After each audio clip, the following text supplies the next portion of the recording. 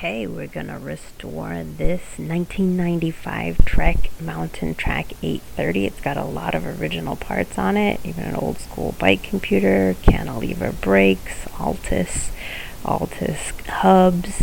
It is a chrome moly frame, and it's got nice blue to purple fade. Paint jobs are important. It's 18 inches. You can see fully chrome moly. There's the original bike shop sticker from Sunnyvale, California. This riveted Sarah crank. We've got an Olivio rear derailleur on the back, 7-speed cassette, an Olivio or a Sarah hub, can't remember. Aftermarket seat. Pretty original stuff. Let's start taking it apart. Wheels, bits and bobs coming off. Up in the cockpit, take all of this stuff off. Those handlebars weighed a ton as well. Bottom bracket coming off here was actually pretty clean, not bad at all. So that'll just need a wipe down. Just cleaning up the frame here so it's all shiny. Actually cleaned up really, really well. Removing the cassette, I couldn't get the adapter to fit in there, so I tried using the hub to the quick release to lock it in, but that really didn't work. It wasn't long enough, so I ended up taking out the axle altogether and just kind of going backwards, taking out the bearings carefully with the magnet here. And then I was able to get a good kind of connection, and it actually came off really, really easily. So there's the cassette, there goes the dork disc. These are actually original tires, which is amazing. Now it's time for cleaning. Some things get scrubbed, some things get derusted, some things get degreased, derusted, and everything came out really, really nicely. I was very pleased with how the stem came out. It was pitted and rusted, but it came out pretty nice. The cassette, no longer this greasy, disgusting mess. The derailleur shined up really nicely, and it turns out the jockey wheels are gray and not disgusting black. So those are all clean, spick and span, works great. Everything else has been derusted and cleaned as much as it could be. The brakes were pretty grody too, so we got those all cleaned up, as well as the front bearings and axle.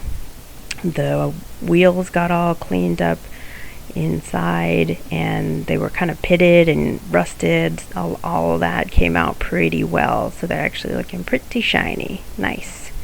We'll put the wheels back together, get those bearings back in there, lots of grease, one at a time so they don't go rolling. Put the cone back in, get the lock nut on there, and make sure that it has free movement but also no play in the axle. This had a little bit, so I had to go back and forth a little bit until I got it dialed in, but eventually did. Putting the cassette back on, this had an interesting washer that modern cassettes don't have anymore, but the rest is fairly standard. Just matching up the kind of main spline on the cassette there, getting the lock ring screwed down, and then putting on the torque wrench. This is usually 40 Newton meters.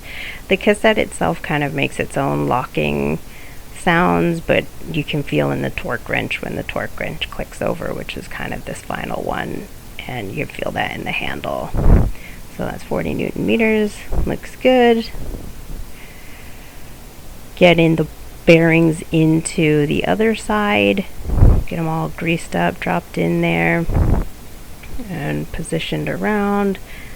Get the cone back on there, the lock nut, and then get that tightened up. And again, you don't want any play, but you want it to run freely. So this had a little bit of play. I had to go back and forth a little bit until I got it kind of dialed in there. Alright, so this is the whole bike just about. We've got some new stuff here on the right, or new to this bike, and then we've got all the old parts that are all cleaned up. I'll start putting it back together. We'll start with the bottom bracket, get the surface all prepped, good amount of grease on both bearings, and then this, you really have to take your time getting the bottom bracket in there. These threads can be easily cross-threaded and damaged, so the moment you feel resistance, you have to back it out and try again, and you can really feel it once you get it going correctly. This is one of my favorite tools. Get that cinched down, about 40 Newton meters as well. Headset, get it all greased up in there. These are cage bearings. You just grease it up, and then we'll just stick them in there. The grease will hold them both. And here goes the fork and the rest of the headset. There's a little washer. There's the brake cable guide for the cantilever brake, which didn't leave much room for cinching, and I almost stripped it a couple times, which always makes me kind of worried, but we just want to make sure that it's tightened down, free movement, no play. Moving on to the crank and the chain ring. I've got some nice colorful chain ring bolts here. They look like Skittles, but it'll be a nice pop of color for the whole bike. They came out really, really well. Get those cinched down about 5 to 8 Newton meters, something like that. Get this crank on there, prep the surface. I always go the wrong way the first time on these. I don't know why, but get it cinched down nice and secure. And then this is a different crank than the original, so you just want to make sure there's enough clearance there between the crank and the frame, and this is plenty, so looking good. Getting the rear derailleur on there, all tightened down. Next we'll do the seat real quick. Stem, handlebars. You have to kind of have to wiggle them in there. There they are. Get the bolt on there. Wheels. New chain. We go big to big. In this case, it's only a 1x7, so just the front to the biggest cog in the back. Add 2 rivets. Mark this one not lined up nicely. Mark where you cut it. Cut the chain. Now this time we feed it through the derailleur, and then we're going to attach it with a master link here. So install the master link on both ends, kind of get it together as much as you can, and the way to snap that in is to have the bike on the floor, rotate it around, and then step on the pedal, and it'll just snap right into place.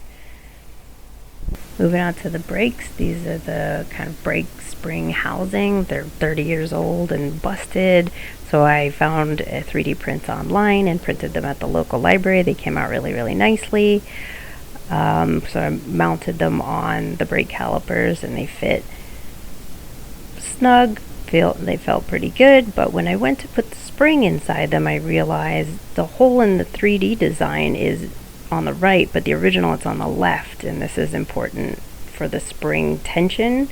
So I heated up a spoke and poked it right through there and put another hole in. So now when I put the spring in, it's oriented in the correct direction to provide the right kind of tension for the brake, and then it fits right on the caliper.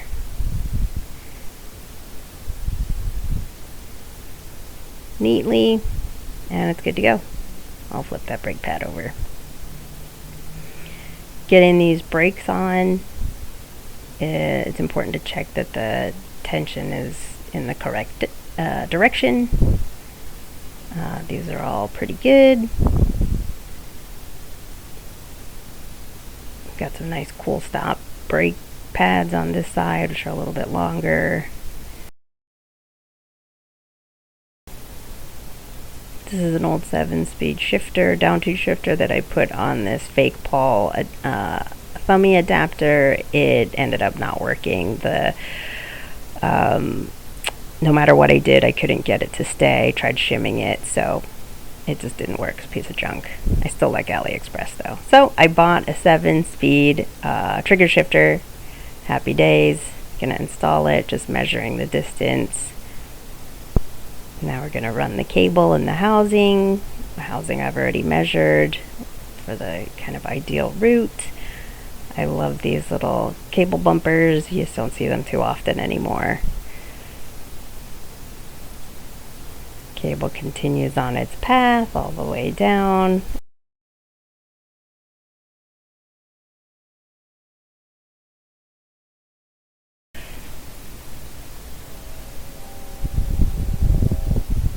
This almost needed no fiddling. It was good to go. Very clean, very nice. Ultimately a little S-bend in the derailleur there on the biggest gear. That's what we want. Shifts really, really nicely. Crimping the little cable end. It's always a satisfying feeling. Running the brake cable, the front brake cable. Good to go. Crimping them cable ends.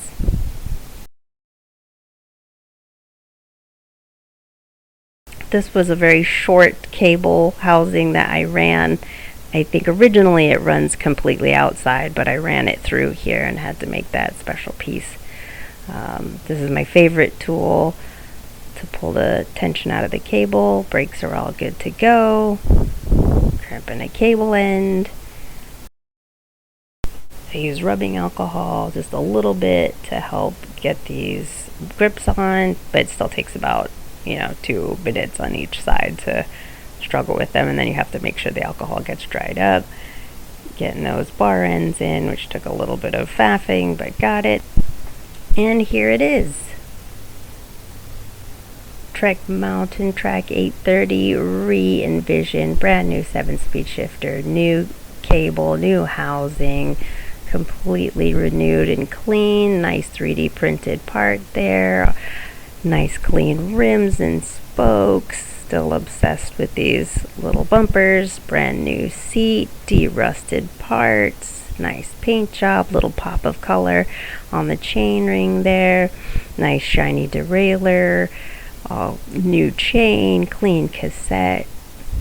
Everything looking good and working good as new. This thing rides great. It is a real comfy ride.